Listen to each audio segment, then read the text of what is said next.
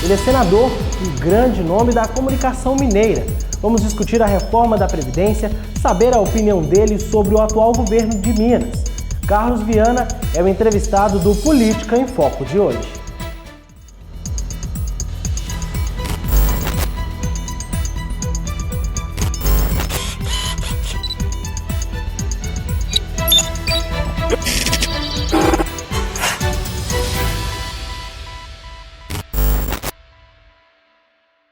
Vamos conversar com o senador Carlos Viana. Que bom que o senhor veio aqui conversar conosco hoje. Muito obrigado, Vitor. Muito obrigado mais uma vez a Amirte.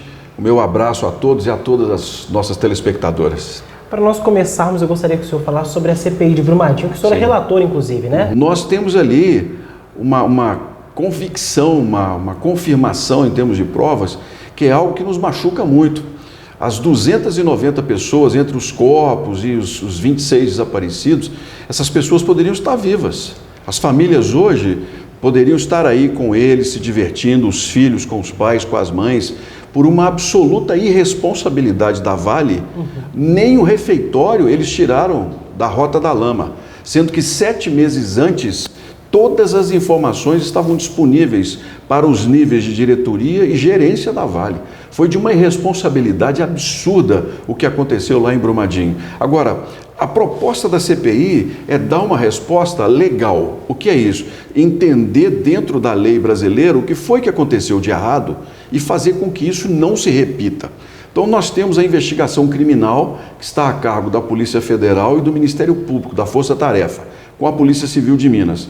Com os mesmos relatórios, com as mesmas provas compartilhadas, nós estamos pedindo o indiciamento de 14 pessoas, todas por homicídio. E as duas empresas, a Vale e uma de auditoria, também serão incriminadas em omissão, dano ambiental, crime ambiental, inundação com morte, para que a gente possa dar uma resposta firme às famílias que perderam parentes ali em Brumadinho. Portanto, o que eu espero da agora para frente é que nós, em primeiro lugar, não tenhamos mais barragens de rejeito. A nossa paciência acabou com essa história de barragem. Então, a proposta é uma lei que em 10 anos nós não tenhamos mais barragem de rejeito e as que existem sejam descomissionadas, ou seja, sejam esvaziadas. O próprio setor já entendeu o recado. E a Vale, em busca de retomar a confiança dos investidores, vai colocar 5 bilhões para a chamada deposição a seco. É uma grande vitória.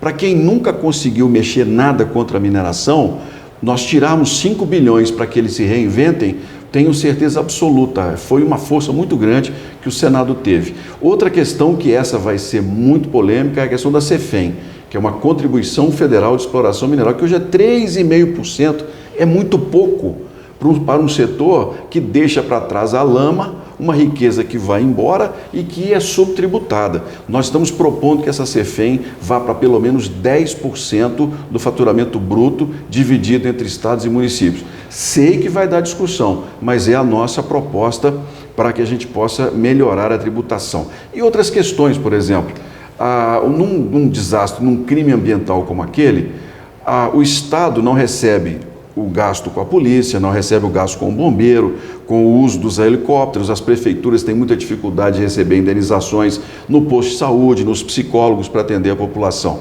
Nós estamos agora com 11 projetos de lei que serão encampados juntamente com a Comissão Externa de Brumadinho da Câmara e nossos lá do Senado, em que as indenizações hoje elas podem chegar a 10 bilhões e meio. Por que é importante isso? Porque hoje não tem uma definição. Aí o que a Vale faz? Contrata advogados milionários e começa a empurrar as indenizações na justiça.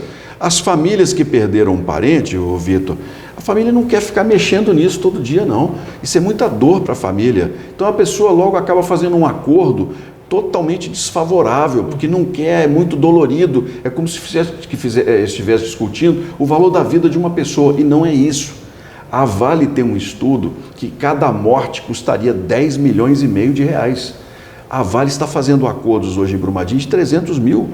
Por quê? Porque as famílias não querem esse sofrimento por muito tempo. Então nós estamos tentando agora na lei, é uma proposta, de que essas indenizações, 10 bilhões, 11 bilhões, esse dinheiro já seja logo bloqueado para que as indenizações sejam pagas mais rapidamente. Senador, mudando um pouquinho de assunto, eu gostaria de saber a sua opinião sobre a reforma da Previdência. Pois não. Por favor. A reforma da Previdência é necessária.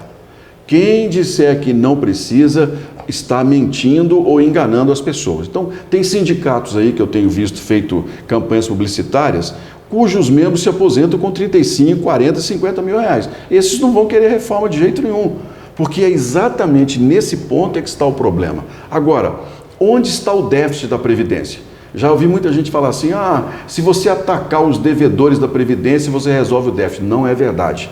A dívida da Previdência hoje não equivale a 20% do déficit anual. Então, essa história... E outra coisa, a dívida, Varig, Transbrasil, empresas que faliram há muitos anos, você não tem como cobrar. Mas os bancos devem muito à Previdência. Depende. Às vezes a Receita decide cobrar imposto sobre um determinado produto. O banco vai lá e recorre na justiça. Como não há previsão legal, aquilo fica sendo discutido judicialmente. A Receita lança como dívida, como débito. O banco está questionando na justiça. Então aquele valor não existe. É preciso tomar muito cuidado com esses argumentos muito fáceis que surgem aí. O déficit hoje, ele não está em quem tem carteira assinada. Isso é muito bom deixar claro. 35 milhões de aposentados não repercutem o débito que nós temos. Qual é o problema? O problema é 1 milhão de aposentados do Legislativo, do Judiciário, do Executivo, que se aposentam com 50 mil, 35 mil, os políticos que se aposentam. Aí é que está o problema da Previdência. E esses, os militares que se aposentam com 49 anos de idade, com 30 mil, 35 mil, está errado isso. Isso é um absurdo com quem a média do aposentado de carteira assinada é R$ 1.300 a aposentadoria. A média de aposentadoria no serviço público começa em 8 mil. Não é justo. É desigual, né? É totalmente desigual. Então, quando a gente fala em fazer reforma, desagrada. Por que desagrada? Porque quem aposenta com 49 anos hoje, ganhando 35 mil, vai querer abrir mão? Só que isso é insustentável. Essa reforma virá o tempo, a idade de 65 anos para homem e 62 para as mulheres, isso virá tranquilamente. Agora, trabalhador rural, a pessoa que trabalhou na roça a vida inteira, vai mudar? Não. Esse a gente não vai mudar. A aposentadoria rural vai continuar 60 anos homem e 55 mulher. Porque nós temos no Brasil 35 milhões de pessoas que vivem com menos de R$350 por mês. Essas pessoas, a maioria trabalha na enxada, na mão. Nós vamos abandonar essa população? Vamos obrigar a trabalhar, a aposentar com 70 anos? Não é justo. A gente tem que tirar de quem ganha muito. Então o trabalhador rural não mexe. O BPC, que é o benefício para os idosos que nunca contribuíram, que não têm renda, também não vai mudar, vai continuar 65 anos. E é muito bom que a gente converse com as famílias que têm uma pessoa com deficiência em casa. As pessoas estão com muito medo de mudar, não vai mudar a regra. As pessoas com deficiência, nós não teremos mudanças. Eu, inclusive, estamos propondo melhorar isso, que o BPC hoje, para a pessoa com deficiência, seja dado para a pessoa, porque a deficiência é dela. Hoje, a família tem que provar uma série de rendas para receber. A gente está tentando eliminar. A pessoa tem a deficiência, então ela já vai ter automaticamente o benefício para ela. A gente quer melhorar essa lei. Agora, a Previdência, é necessária essa reforma, com equilíbrio, mas nós vamos fazer. Senador, o senhor utiliza muitas redes sociais para falar com quem elegeu o senhor, né? Sim. E até mesmo com quem não elegeu, já que o senhor é senador. E num dos vídeos publicados, o senhor falou sobre a duplicação da BR-381. Sim. Vamos acompanhar um pedacinho desse vídeo e na volta o senhor comenta isso pra gente. Pois não. Nós temos um compromisso do Ministério da Infraestrutura, do ministro Tarcísio Freitas, em colocar a rodovia em concessão já no segundo semestre. As audiências públicas serão marcadas pela NTT nos próximos dias e as cidades onde teremos pedágios, elas serão ouvidas. Muita gente pode reclamar, mas pedágio, Carlos Viana, já pagamos tanto imposto e IPVA. Olha, não há nenhuma previsão orçamentária, dinheiro do governo, para fazer essa obra de duplicação nos próximos anos. O que vai acontecer é que nós vamos nos arrastar o tempo todo, a rodovia continuará sendo muito perigosa e nós não teremos uma solução. O que acertamos com o governo? nós teremos 5 pedágios até Governador Valadares e outros 6 até Viana, no Espírito Santo, se a duplicação for feita em paralelo nas 2 rodovias. É isso que a audiência pública vai perguntar. Teremos um... Essa questão da 381, naturalmente que ainda vai gerar muita discussão, mas eu quero, assim, é bom termos uma conversa franca com todas as pessoas. Não há dinheiro para duplicar a rodovia integralmente. Não adianta. Nós estamos falando em 6 bilhões de reais, não vai sair esse dinheiro, nós vamos ficar enrolando as pessoas, como fez a ex-presidente Dilma, de triste memória, prometeu e não cumpriu, e nós estamos com a 381 matando gente, uma obra que não sai do lugar. Então, o que é que nós temos feito? Nós temos cobrado do ministro semanalmente uma resposta. Temos um compromisso de os 3 trechos, os 3 lotes que estão em obras vão ser entregues até no ano que vem, já é um avanço, e a rodovia vai ser concessionada. Como é que ficamos?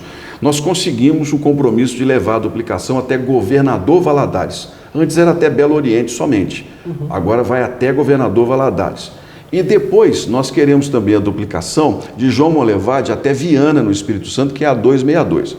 O que as consultas públicas vão perguntar se as pessoas querem a obra total ou se querem apenas uma. Se fizer só uma até Valadares, o pedágio cai muito de preço. Só que, em compensação, a outra vai levar mais 10 anos para poder ficar pronta, 15. O ideal, na minha opinião, é que a gente faça as 2 em conjunto. Um pedágio um pouco mais caro, mas que a gente garanta uma obra de uma vez só, que é importantíssima para a gente que sair para o leste Mucuri e também sair para o Espírito Santo, que é a rota nossa de turismo, vai ser muito importante para a segurança das pessoas. Os pedágios, nós teremos um em Caeté, logo depois João Monlevade, e aí são mais 3 até Governador Valadares e mais 4 até o Espírito Santo. A pessoa que for em cada uma delas. O valor é que nós temos discutido com o governo, vamos dizer, a média de tarifa vai ficar em torno de R$ 9,70. Mas nós colocamos para o ministro o seguinte: ministro, a pessoa vai pagar uma tarifa cheia numa BR que não está duplicada? Não é justo. Os que moram em Montes Claros, por exemplo, da 135, estão reclamando com toda a razão. O governo do Fernando Pimentel colocou lá um pedágio de R$ 7,00, quase R$ 7,50, numa rodovia absurdamente perigosa. O governo, então, está com o seguinte compromisso: criar uma tarifa dinâmica. À medida que os trechos forem duplicados, aí a tarifa será cheia de acordo com o leilão que virá a público. Eu estou muito animado. Eu penso que se nós, no segundo semestre, conseguirmos fazer a concessão, num prazo de 7, 8 anos, ela estará totalmente duplicada até Governador Valadares e totalmente duplicada com 10 anos até Viana, no Espírito Santo. Muita gente pode falar o seguinte: mas a 262 está cobrando pedágio e não duplicou, a 040 também. É verdade, só que são modelos de concessão diferentes. Tanto a 262 quanto a 040 são fundos de pensão com dinheiro do BNDES para poder pagar um pedágio que não paga o custo. A empresa quebrou. Então agora a gente está criando uma tarifa realista para que a gente possa ter essa obra resolvida num prazo bom. Eu estou muito confiante que nós vamos conseguir dessa vez que essa obra saia para a nossa segurança. Coisa boa para Minas Gerais, né? Não, se Deus quiser, não é? Especialmente para o pessoal de Valadares. Hoje nós estamos gastando 7 horas, 8 horas para chegar em Valadares, 310 quilômetros, isso é um atraso de 20 anos. Mas poderia não ter pedágio? Poderia, mas nós vamos ficar lá esperando quantos anos para resolver esse assunto. Eu acredito que essa seja a melhor saída e defendo que as pessoas se manifestem. O meu voto é pela a duplicação contínua das 2, as obras serem feitas ao mesmo tempo. Senador, nas últimas eleições o senhor foi eleito, o governador Romeu Zema foi eleito, pessoas que não tinham ligação com a vida pública. Sim. O senhor acredita que as pessoas estavam em busca de uma renovação política? Vitor, o eleitor perdeu a paciência com a política. E não é para menos. A política nos últimos anos no Brasil só serviu para escândalos. Eu pergunto, você é muito jovem, não é? O que foi que nós avançamos, rapaz? Nós continuamos com 35% das nossas crianças conseguindo ler e escrever na idade certa. Nós continuamos com 45% dos adolescentes abandonando a escola aos 16 anos de idade. saindo para o subemprego, acabando com o futuro delas porque não tem incentivo. Nós continuamos com metade da população brasileira sem o ensino médio completo. O que foi que nós avançamos? A política precisa voltar a melhorar a vida das pessoas. Por isso é que o eleitor está insatisfeito e com toda razão. Eu me elegi e tenho um recado claro: ou eu trabalho, levo ideias, participo e aceito sugestões e críticas, ou então não tem espaço para política. É isso que nós estamos fazendo. Como senador, hoje eu percebo o quanto, vou falar especificamente de Minas Gerais, o quanto Minas se esvaziou, o quanto nós perdemos como Senado nos últimos anos, vazio, no interesse particular. Gente que queria ser presidente da República vendeu Minas Gerais, votou com o Rio, votou com São Paulo e nos prejudicou. Outros que não estavam nem aí, era suplente, morre o senador, o sujeito vira o senador lá da badalação. E cadê voto, cadê política? Hoje nós temos 240 municípios em Minas, no norte do estado, em risco de seca.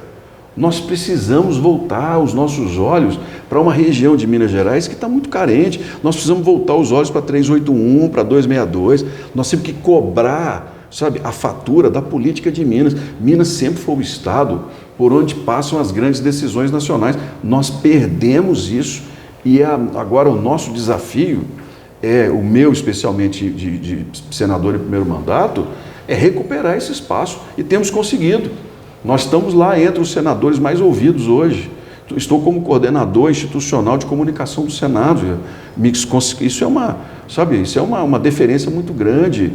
Toda a comunicação de um poder do parlamento e os outros senadores que estão comigo todos eles muito bons de projetos, são muito respeitados, né? Eu até brinco e falo assim: olha, vocês aí cuidem bem dos projetos que eu vou cuidar de Minas Gerais. E é isso que eu tenho feito. Desde a minha eleição já visitei 60 cidades. Todo final de semana eu sacrifico a minha família um pouco, sexta-feira, sábado, mas eu vou na prefeitura. O senhor acha importante estar no interior de Minas? Claro. O coração de Minas Gerais está nas pequenas cidades, rapaz.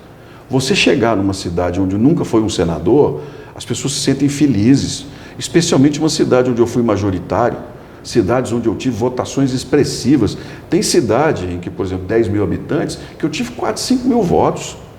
Sabe? E eu chegar lá para agradecer as pessoas, elas se sentem honradas e isso aumenta a minha responsabilidade. Então hoje a política precisa recuperar esse vazio, especialmente no âmbito nacional. E nós estamos trabalhando muito por isso, sabe? Para Minas voltar a ser respeitada.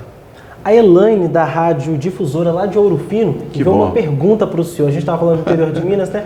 Vamos acompanhar a pergunta da Elaine, olha só.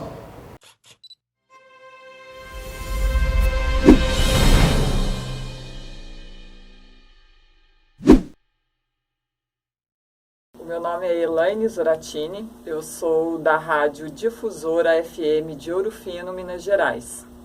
Senador Carlos Viana, qual é a avaliação do senhor sobre a atual gestão de Minas Gerais?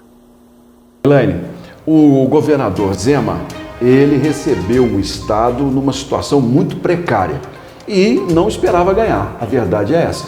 O Partido Novo entrou na disputa, só que entrou acertando, trazendo para as pessoas uma série de possibilidades. Só que a política, ela tem alguns pontos que precisam ser observados. Você não faz sozinho. Você na política, você tem que conversar. Porque, por exemplo, nós somos 3 senadores. Cada um tem um pensamento diferente, mas cada um tem um voto. Cada um de nós foi eleito. Os meus votos não valem mais do que os votos de ninguém. Nós somos iguais. Isso chama-se parlamento. O governo hoje estadual já entendeu que precisa dialogar com a Assembleia. E é o que está faltando. Zema tem muita competência na área administrativa, os secretários técnicos são bons de serviço, o que ele precisa agora é ter o jogo político a favor dele. Muita gente vai criticar, mas isso é troca. Não é troca. Parlamento é uma questão de você saber e entender como funciona um deputado. Um deputado, ele tem uma base que precisa de obras. É isso que o governo tem que buscar, resolver essas questões para o estado todo, mas atender às demandas daqueles políticos ali. É assim que funciona. Em qualquer lugar do mundo é assim que funciona. E não adianta querer negar. O que você não pode fazer é, por exemplo, negociar cargos que são importantes para técnicos pela política. Ah, vou dar um ministério e vocês me dão voto. Errado. Isso aí não é. Ah, vou dar uma secretaria e vocês me dão voto. Errado. As secretarias, elas têm que ser técnicas para atender a população. Agora, liberar emendas para os parlamentares, isso é uma necessidade da política e eu acredito que o governador já percebeu e irá começar a trabalhar mais politicamente. Você acha que talvez então ele está começando a saber conversar com os deputados? Ele já pediu desculpas, inclusive, por uma série de situações que ele se colocou na campanha. E eu acho que está certo. Qualquer um de nós pode errar. Não sou eu que vou ficar apontando o dedo para ninguém falando assim, você, né? Todos nós erramos, isso é bíblico, né? Todo mundo debaixo do sol já cometeu pecado, não tem santo aqui entre nós. Só que a capacidade da pessoa de entender que errou e ter a humildade de pedir desculpas são poucos. É pouca gente que tem essa humildade, fala assim, olha, me perdoe, eu errei. O governador, ele entendeu, já conversou e está disposto a poder começar uma trajetória nova. E aqui, gente, a gente tem que torcer para ele acertar. Se o Zema acertar, a gente avança 4 anos. Se o governador errar, além dos 4 que a gente perde, a gente deixa de avançar outros 4. Sabe, o prejuízo é muito grande. O Brasil já perdeu muito tempo nessa história de ficar torcendo contra o governo. Está na hora da gente começar a colocar as coisas para funcionar. E depois, na eleição, se discute. O senhor trocou de partido recentemente, saiu do PHS e foi para o PSD, Sim. né? Qual foi o motivo da troca? Partido é um negócio muito chato. E vou te falar um negócio, se bobear, eu troco de novo. Se me encher o saco, eu troco de novo. Você sabe por quê? Eu tenho um compromisso com o eleitor. Eu tenho um compromisso com a minha consciência. Eu estou no partido, está muito bom, está tudo bem. Mas se começar a me cobrar voto dentro de uma visão partidária que não é a minha visão com o eleitor, eu não tenho compromisso. Por exemplo, eu votei a favor do decreto das armas. Eu sou a favor. Sou atirador desde o serviço militar. Hoje não atiro porque tem um problema de visão que eu pedi, mas nunca vi problema em que as pessoas possam se defender com uma arma. Acho que a lei tem que ser mais dura para quem quer. Eu votei a favor. Mas você foi a favor do decreto, o partido foi contra. É a minha consciência. Eu voto de acordo com o que eu acho melhor. Então hoje essa história de partido aqui, partido ali, isso sinceramente, não. O dia que nós tivermos regras, leis, em que os partidos tenham que ter um compromisso partidário, de fidelidade dentro daquilo, muda de figura. Porque hoje, infelizmente, a sigla serve muitas vezes para poder beneficiar um grupo muito pequeno. Né? E eu digo para você, se me encher o saco, eu saio de novo. O prefeito de Belo Horizonte, Alexandre Calil, também trocou de partido, foi para o PSB também, inclusive é presidente da legenda aqui em Minas Gerais. Exato. Ele está na mesma situação. Os senhores têm ideologias parecidas? Tenho. Eu e o Calil somos parceiros. O Calil me ajudou muito na campanha, sou grato. E agora vamos trabalhar para a reeleição do Calil à Prefeitura de Belo Horizonte. Eu tenho confiança de que será reeleito no primeiro turno. Está fazendo um grande mandato, se torna naturalmente o candidato do PSD ao governo de Minas Gerais. Isso aí é uma tendência natural. Agora, ele também pensa da mesma maneira que eu. A gente está ali por boa vontade. Se começar a cobrar posicionamentos que não vão de acordo com o que a gente pensa, vamos em frente. O senhor que visitou, como o senhor próprio disse, 60 municípios de Minas Gerais depois que foi eleito, como o senhor avalia a gestão do prefeito Alexandre Calil aqui em Belo Horizonte, sabendo que Minas Gerais passa por uma grande crise? O Calil, ele tem uma grande vantagem, ele não se compromete com aquilo que ele não cumpre. E ele na campanha foi muito claro com as pessoas. Olha, eu não vou prometer fazer nada, eu vou tentar colocar para funcionar o que já tem. E foi o que ele fez. A gente pode dizer assim, Belo Horizonte não teve uma grande obra. Olha, como é que nós vamos fazer grandes obras num estado totalmente quebrado, endividado, num país que infelizmente não consegue se planejar para reduzir 13 milhões de desempregados? Vamos colocar as coisas... Eu entendo que ele cuidou bem da cidade, conseguiu fazer com que ela se mantenha dentro de um nível de endividamento bom, equilibrado, o que já é muito, viu? Porque a maioria dos prefeitos vão entregar as cidades numa situação precária financeiramente. Inclusive, a AMM luta para que os municípios recebam ICMS, Fundep, IPVA, né? As cidades estão quebradas. Há uma preocupação grande porque o governo do estado hoje não tem dinheiro para pagar o acordo. Ano que vem, que começam a vencer as parcelas, para que o estado tenha dinheiro, é preciso um plano muito duro, que eles chamam de plano de recuperação fiscal. O que é plano de recuperação fiscal? O Estado tem que se comprometer com o governo federal a fazer uma série de ajustes. Isso inclui não dar aumento para o funcionalismo, não ter novos concursos públicos, vender estatais, ou seja, não é uma tarefa simples que o governo Zema terá no segundo semestre. Para isso ele precisa de uma base política muito forte que ele ainda não tem. Agora, se Minas Gerais não fizer esse plano de recuperação fiscal, ano que vem a palavra da ordem vai ser moratória. Como o senhor próprio disse, esse plano de recuperação fiscal prevê a venda das estatais. Qual a opinião do senhor a respeito disso? Eu não sou contra. Acho que determinados produtos já chegaram a um ponto que se tornaram comuns. Por exemplo, a energia elétrica. Você já tem tudo isso. Hoje a gente tem que buscar fontes novas, alternativas. A energia hidrelétrica nos anos 50 e 60 foi fundamental para o desenvolvimento, mas hoje não é mais. A gente já tem tudo isso resolvido. A questão da Copasa é que nós precisamos repensar, porque nós temos muitos municípios em Minas que não têm rede de esgoto. Eu estou para te dizer que 70% do esgoto de Minas é jogado em rio.